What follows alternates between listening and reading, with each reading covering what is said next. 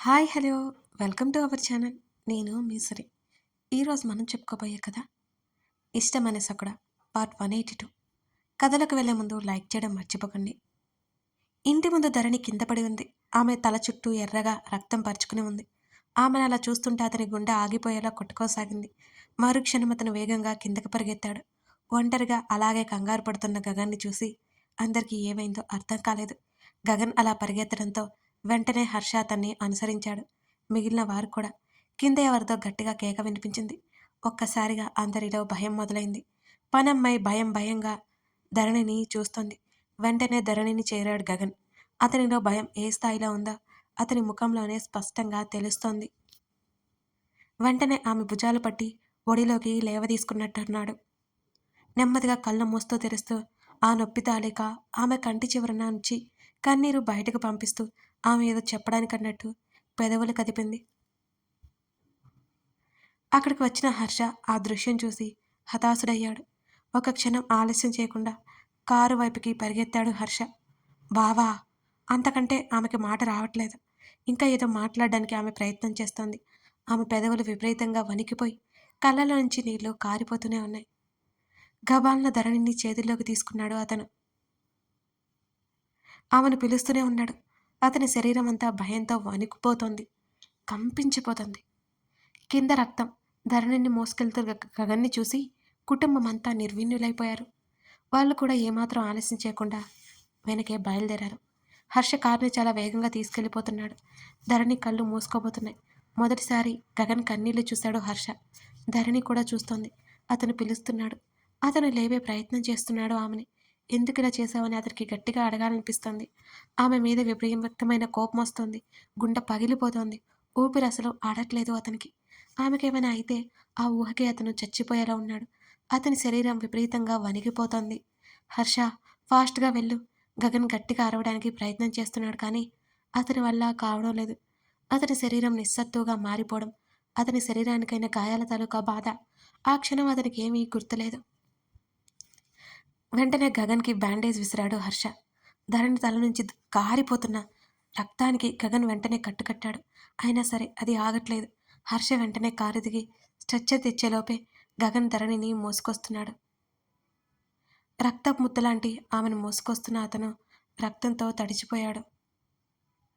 హాస్పిటల్లో ఉన్న చాలామంది వాళ్ళని అలాగే షాక్ అయి చూస్తుండిపోయారు.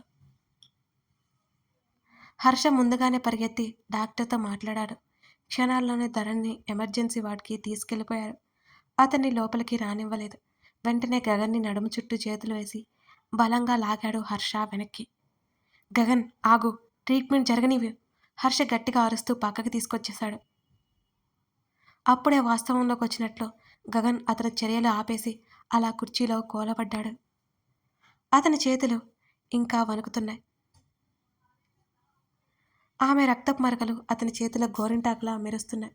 అతని చొక్కా అంతా రక్తంలో తడిచిపోయింది. ఆమె కళ్ళు ఆ నొప్పిని భరించలేనట్టు దీనంగా తన వైపు చూడడం అతనికి గుర్తుకొస్తూనే ఉంది. అతను చప్పున చేతుల్లో ముఖం దాచుకుని తల వంచుకున్నాడు. వెంటనే గగన్కి ట్రీట్మెంట్ చేయించడానికి డాక్టర్ని తీసుకొచ్చాడు హర్ష. తన చేయి అసలు చేయించుకోలేదు. కోపంగా డాక్టర్ని పక్కకు నెట్టేశాడు. పెయిన్ రిలీఫ్ ఇంజెక్షన్ చేస్తుంటే అతను కదలలేదు, మెదలలేదు. అలాగే కూర్చున్నాడు. గగన్ పైకి లేచాడు. అతను గ్లాస్ డోర్ దగ్గరికి వెళ్ళాడు. పైన అద్దం గుండా లోపలికి చూశాడు. ఏం కనిపించడం లేదు. డాక్టర్స్ ధరణికి అడ్డుగా ఉన్నారు. స్కాన్ చేస్తున్నట్టు అర్థమవుతోంది. ఈలోపు ఫ్యామిలీ మెంబర్స్ వచ్చేశారు అక్కడికి. రేవతి గట్టిగా ఏడుస్తుంది. మాలవిక రేవతిని పట్టుకుంది. అతనికి అవేమీ వినిపించడం లేదు. తనతో ఏదో చెప్పాలనుకుంటున్న ధరణి గుర్తుకొస్తుంది. ఆమె చాలా సున్నితమైనది. అంత నొప్పి ఆమె భరించలేదు. ఆ నొప్పి తనకే వస్తే బాగుండు అనిపిస్తోంది అతనికి. అతను ఆలోచనలో ఉండగా డాక్టర్ బయటకొచ్చాడు. వెంటనే సర్జరీ చేయాలి. ఇంటర్నల్ బ్లీడింగ్ అవుతోంది. బ్రెయిన్లో బ్లడ్ క్లాట్ అవ్వచ్చు అని ఆయన చెప్పగానే గగన్ వెంటనే సర్జరీ స్టార్ట్ చేయమని చెప్పాడు. తనకేం కాదు కదా? అతను వణుకుతున్న గొంతుతో అడిగాడు. అతని గొంతులో భయం స్పష్టంగా తెలుస్తోంది డాక్టర్కి. 50-50 ఛాన్సెస్ అనగానే రేవతి మళ్ళీ ఏడ్చేసింది. డాక్టర్ అక్కడి నుంచి వెళ్ళిపోయాడు. ఆమెకు సర్జరీ చేయడానికి ఏర్పాట్లు చేస్తున్నారు. సర్జరీ చేయకపోతే ఆమె బ్రతకదు అంటున్నారు. గగన్ ఏంటిది? ఎందుకిలా జరిగింది? తన మేనల్లుడు చొక్కా పట్టుకుని రేవతి గట్టి గట్టిగా ఏడుస్తోంది. మాలవిక కళ్ళు తుడుచుకుంటూ రేవతిని ఊరుకోబెట్టే ప్రయత్నం చేస్తోంది.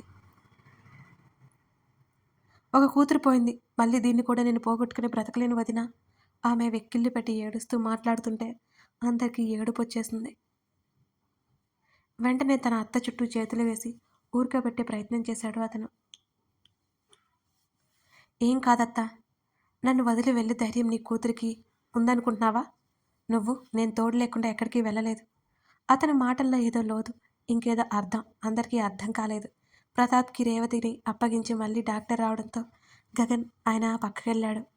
జుట్టు మొత్తం తీసేయాలి, ఇంకాసేపట్లో సర్జరీ స్టార్ట్ అవుతుంది అంటూ ఇంకేవో ఫామ్స్ అతని ముందు పెట్టాడు. ఎన్నిసార్లు ఆ జుట్టు కట్ చేస్తా అని అతనంటే, అమ్మో అంత పని మాత్రం చేయకు, నా జడ అంటే నాకు చాలా ఇష్టం అంటూ 2 చేతులతో ధరణిని దగ్గరగా పట్టుకునేది ధరణి. ఆ సంఘటనలన్నీ గుర్తుకొస్తుంటే అతని 2 దవడ కండరాలు ముడిపడగా మరింత పిడికిళ్ళు బిగించి పట్టుకున్నాడు. అతని కళ్ళు మరింత ఎర్రగా మారిపోయాయి. ఆ సర్జరీ ప్రాసెస్లో ఆమెకేమైనా అయితే హాస్పిటల్ యాజమాన్యానికి సంబంధం లేదని ఆ ఫామ్స్లో స్పష్టంగా ఉంది. అంతేకాదు దానికి అయ్యే ఖర్చు, ఆ వివరాలు మొత్తం అందులో ఉన్నాయి. అతని చేయి సన్నగా వణుకుతోంది. అతను సంతకం చేయలేకపోయాడు. వెంటనే పేపర్లు ప్రతాప్కి ఇచ్చాడు. కూతురు పరిస్థితి అప్పటికే ఆయన కళ్ళు బాధతో ఎర్రబడ్డాయి. ప్రతాప్, ప్రకాష్ ఇద్దరూ ఆ పనులు చూశారు. దానికి జుట్టు అంటే ఎంత ఇష్టం వదినా, ఇలాంటి పరిస్థితి వచ్చిందేంటి? నాదే నిర్లక్ష్యం. నేను అదేదో చెప్పగానే వెళ్ళిపోయాను. దాని మనసులో చావాలని ఉందని నాకు తెలీదు. రేవతి మాలవికని పట్టుకుని ఏడవసాగింది. గగన్ భుజం మీద చేయేశాడు హర్ష. రేయ్, నేను బాగానే ఉన్నాను. గగన్ స్వరం గంభీరంగా వచ్చింది. అతను ఎంత బాగున్నాడో హర్షకు అర్థమవుతూనే ఉంది. అసలేం జరిగింది? హర్ష అడుగుతుంటే తనకొచ్చిన ఫోన్ కాల్ గురించి చెప్పాడు గగన్. కొడుకు పోయిన ఆ ముసలి వెధవకి బుద్ధి రాలేదన్నమాట అంటూ హర్ష పిడికిలి బిగించాడు గట్టిగా. ఖచ్చితంగా ఆ మినిస్టర్ని ఏదో ఒకటి చెయ్యాలి అనిపిస్తోంది హర్ష. హర్ష ముఖంలో మారుతున్న భావాలు గమనించి అతని ఆలోచన ఏంటో అర్థమైంది గగన్కి. నువ్వు వెళ్ళి అనవసరంగా ఇరుక్కోకు, గగన్ సీరియస్గా చెప్తుంటే హర్ష ఉలిక్కిపడ్డాడు. నేనెందుకు వెళ్తాను? హర్ష అడుగుతుంటే గగన్ సీరియస్గా చూసి మాట్లాడలేదు. ఇక రేవతి మాటలు వినిపిస్తుంటే ఇద్దరూ అటువైపుకి చూశారు. నేను అప్పటి వరకు అక్కడే ఉన్నాను వదినా. అన్నయ్య మరీ మరీ చెప్పడంతో దాని పక్కనే కూర్చున్నాను. అదేమైనా తినడానికి తీసుకురమ్మంది. రుక్కుని కేక వేస్తుంటే నా చేత్తో ఏదైనా వండమంది. అదంతగా నోరు తెరిచి అడుగుతుంటే దానికి బాగా ఆకలేస్తుందేమో అనుకున్నాను. అదసలు ఎప్పుడు ఏం అడిగిందే లేదు అని చెప్తూనే ఏడుపు మధ్య రేవతి మాటలు ఆగిపోయాయి. ఎంత ఆకలేస్తుందో, చాలా రోజులైంది. తర్వాత తినడానికి అడిగిందని లేచి వెళ్ళిపోయాను. అన్నయ్యని పైకి పంపాను. అన్నయ్య వెళ్ళేలోపే అది ఇంత పని చేసింది. దానికి ఏం కష్టం వచ్చిందని ఇలా చేసింది? చావాలి అనేంత బాధ ఏమొచ్చింది దానికి? అని రేవతి ఏడుస్తుంటే మాలవిక హత్తుకొని ఓదారుస్తోంది రేవతిని. ఆ మాటలు వింటూనే గగన్ అక్కడి నుంచి బాల్కనీ వైపుకు వెళ్ళిపోయాడు. హర్ష వెళ్ళలేదు. ఇప్పుడు గనక అతను వెళ్తే అది కూడా బయట పడనివ్వడని హర్షకి తెలుసు. ధరణి ఎంత సున్నితమో అక్కడున్న అందరికీ తెలుసు. ఆమె అంతటి బాధను ఎలా ఓర్చుకుంటుందో అనే భయం ఉంది అందరిలో. అందరికీ ధరణి అంటే ఎంత ఇష్టమో భరించలేకపోతున్నారు. నర్సు తీసి ఇచ్చిన మంగళసూత్రం, మిగతా వస్తువులన్నీ గగన్ అరిచేతుల్లోనే ఉన్నాయి. ఆమె శరీరం మీదున్న వస్తువులన్నీ తీసి ఇచ్చారు. ఆమె మెట్టెలు అతనే తొడిగాడు. అన్నిటినీ నెమ్మదిగా తడుముకుని అలాగే పిడికిల్లో బిగించాడు. ఆ రోజు సాయంత్రం అయింది. ఆపరేషన్ అయ్యేసరికి సక్సెసా అంటే అది ఇప్పుడే తెలియదు. నేను నా కూతుర్ని చూసుకోవచ్చా అని రేవతి బ్రతిమాలుతుంటే, ఇవాళ మీరు చూడలేరు, రేపు వెళ్ళండి అని అన్నారు. ఏం ఎందుకు? రేవతికి భయం వేసి గట్టిగా భర్తను పట్టుకుంది. ఇప్పుడు మీరు చూడలేరని అర్థం చేసుకోండి అన్నాడు డాక్టర్. ఏమైంది సార్? ఎందుకు చూడకూడదు? ప్రతాప్ కూడా అదే భయంతో అడిగాడు, భార్య చుట్టూ చేతిని వేసి. అతను గగన్ వైపు ఒకసారి చూసి, సర్జరీ అయింది కదా, కేర్ తీసుకోవాలి, లేకపోతే ఇన్ఫెక్షన్ అవుతుంది అని ముందుకెళ్ళిపోవడంతో అతని వెనకే వెళ్ళాడు గగన్. అప్పటికే అతని శరీరం అంతా నిస్సత్తుగా ఉంది. అతని శరీరం మీద గాయాలు అలాగే వదిలేశాడు. ముఖమంతా అదోలా పీక్కుపోయినట్టుంది. అంతా ఓకేనా? గగన్ గొంతు వణికింది. ఇప్పుడే చెప్పలేను గగన్, తను స్పృహలోకి వచ్చాక కానీ ఏం చెప్పలేం అని అన్నాడు డాక్టర్. సర్జరీ చేశారు కదా? అతని కంఠం వణికి పెదవులు అదురుతున్నాయి. తను ఎప్పుడు స్పృహలోకి వస్తుందో చెప్పలేను. బాగా పైనుంచి పడ్డం వల్ల కండిషన్ సీరియస్‌గా ఉంది అని అన్నాడు డాక్టర్. ప్లీజ్ ఏదో ఒకటి చేయండి. ఎవరినైనా స్పెషలిస్ట్‌లని పిలిపించండి. తనకేం కాకూడదు. ఆయన చేతులు పట్టుకుని బ్రతిమాలుతున్నాడు గగన్. హోప్ ఉంచాలి. మా ప్రయత్నం మేము చేసేస్తాం. ఒకసారి చూడొచ్చా అని అడిగాడు. వద్దు అన్నాడు. జాగ్రత్తగా ఉంటాను. ముట్టుకోని అని గగన్ అన్నాడు. మీరు చూడలేరు అని ఆ డాక్టర్ అనగానే తన అత్తతో ఎందుకలా చెప్పాడో అతనికి అర్థమైంది. పర్లేదు నేను చూడగలను అని అన్నాడు గగన్. "హ్మ్. ఇప్పుడు కాదు. కొంచెం ఆగండి" అని డాక్టర్ చెప్పాడు. గగన్ తల ఊపాడు. దూరంగా డాక్టర్ చేతులు పట్టుకుని ఏదో మాట్లాడుతున్న గగన్నే చూస్తున్నాడు హర్ష. తనకి సాయం చేసి తన స్నేహితుడు అపాయంలో పడ్డాడు అనేది హర్ష ఫీలింగ్. వేద ఫోన్ చేస్తుంటే ఆలోచన నుంచి తేరుకుని కాల్ లిఫ్ట్ చేశాడు. ఆమెతో జరిగిందంతా చెప్పాడు. ఆమె కూడా అక్కడికి వస్తానని గొడవ చేసినా అతను రానివ్వలేదు. అప్పుడే వేద సెట్ అవుతోంది. మళ్ళీ డిస్టర్బ్ అవ్వడం అతనికి ఇష్టం లేదు. తన స్నేహితుడు ఇలాంటి పరిస్థితులు ఎందుకు ఫేస్ చేయాలి? అసలు ఎందుకు ఫేస్ చేస్తున్నారు? అలాగే బెడ్ మీద వేదం తను చలనం లేకుండా చూశాడు. ఇప్పుడేమో తన స్నేహితుడు. తమకే ఎందుకిలా జరుగుతోంది? వేద పరిస్థితి వేరు. మొదటి నుంచి తన ప్రాణానికేం ప్రమాదం లేదని చెప్పారు. తను నిశ్చింతగానే ఉన్నాడు. కానీ ధరణికి అలా కాదు. 50-50 ఛాన్సెస్ అట. ఆ రోజు రాత్రి గగన్ అందరినీ ఇంటికి వెళ్ళమని చెప్పినా ఎవరూ వెళ్ళలేదు. అతనిక అలసిపోయినట్టు మాట్లాడలేదు. రాత్రి 11 గంటలవుతోంది. అది ఐసీయూ కావడంతో కారిడార్ మొత్తం నిశ్శబ్దంగా ఉంది.